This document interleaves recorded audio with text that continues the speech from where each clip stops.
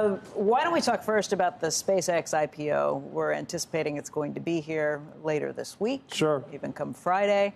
I'm not a fan. Why? Explain. Let's see.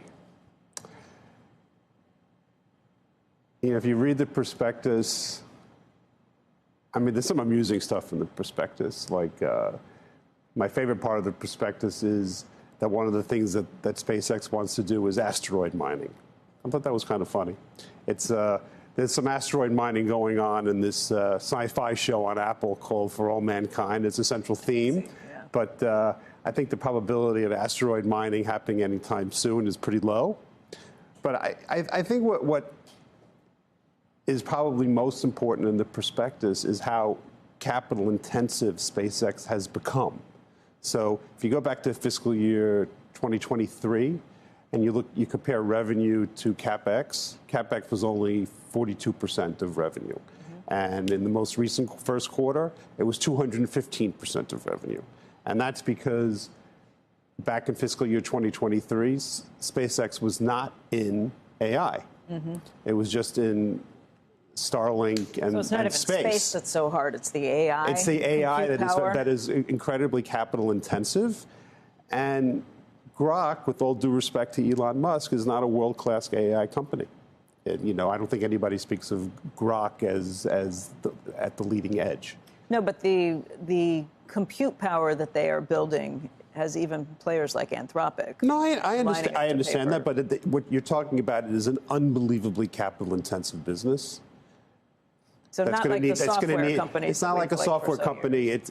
It's so capital. I mean, I think the most important news last week was the fact that Google was raising $80 billion.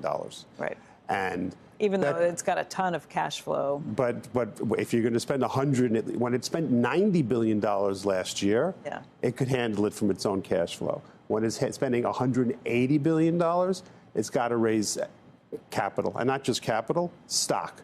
And, you know, there were rumors that Meta is going to raise capital, Microsoft is going to raise capital.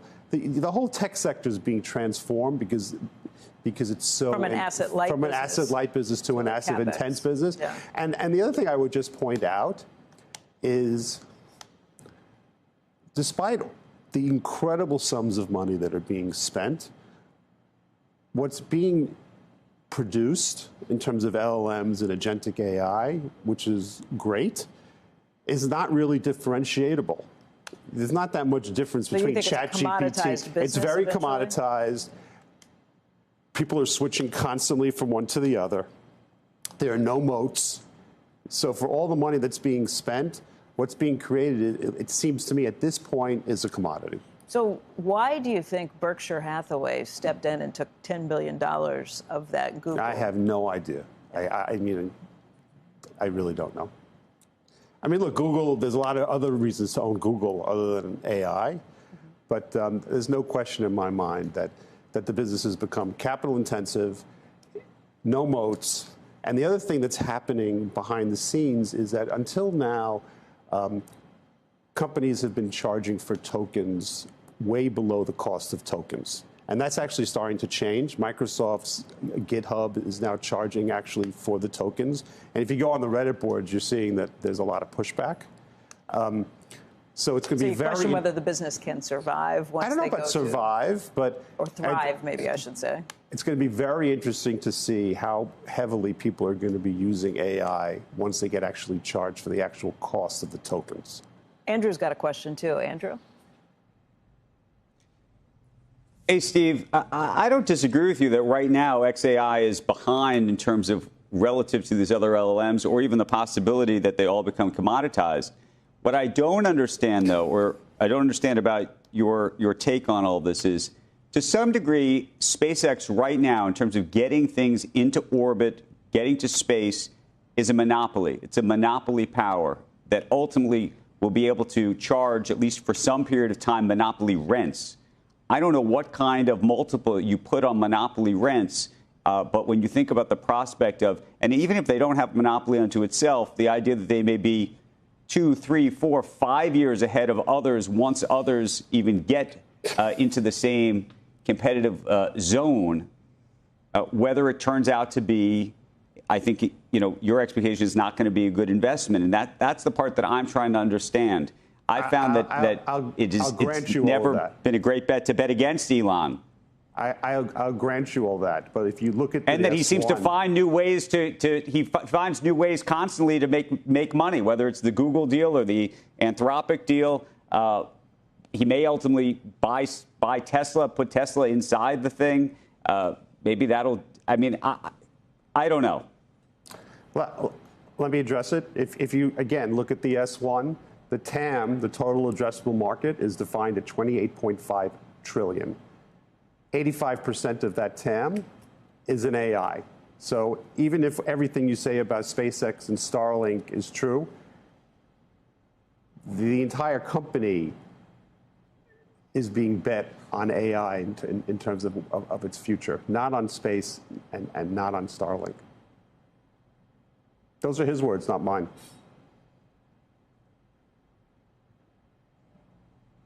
Do you expect him to buy Tesla? I'm expecting that he's going to use the stock price, perhaps, of SpaceX to buy Tesla and create sort of one giant company called X. I wouldn't doubt it. I think if I was a shareholder of SpaceX, that'd be the last thing in the world I'd want him to do. But I'm sure he's going to do it. I mean, if you look at Tesla, the earnings have gone straight down for the last 4 years. Every single year that they have gone down. The EV business is just not that great a business. It's also a capital-intensive business that's highly competitive.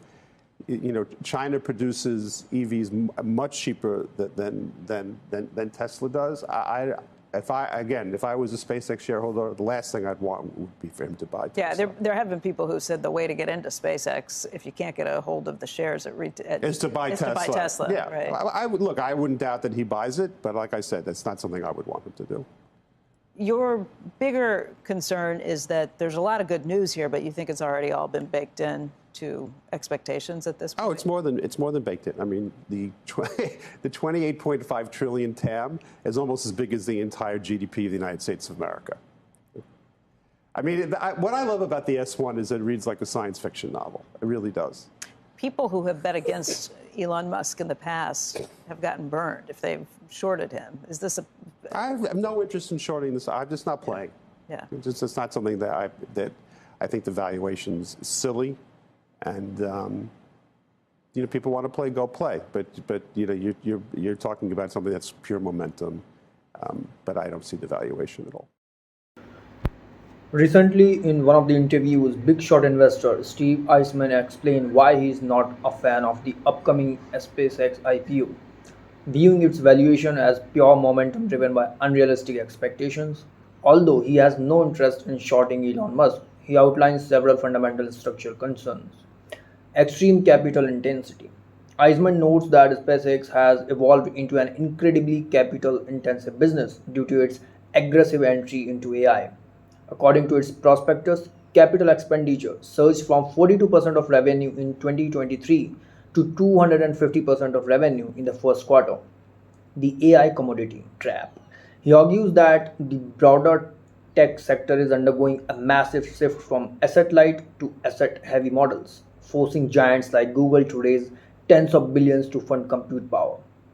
And despite the capital being spent, Eisman views LLMs as highly commoditized product with zero competitive moat. Furthermore, as companies begin charging users the true cost of data tokens, he expects heavy consumer pushback. A bet on AI, not rockets. While SpaceX commands a near monopoly in aerospace, Eisman points out that the company defines its total addressable market at an astronomical $28.5 trillion, 85% of which is tied to AI, not space or Starlink. He doesn't view Musk's Grok as a leading edge AI platform capable of justifying this expectation. The Tesla consolidation risk. Eisman warns that Musk may eventually use inflated SpaceX stock to acquire Tesla.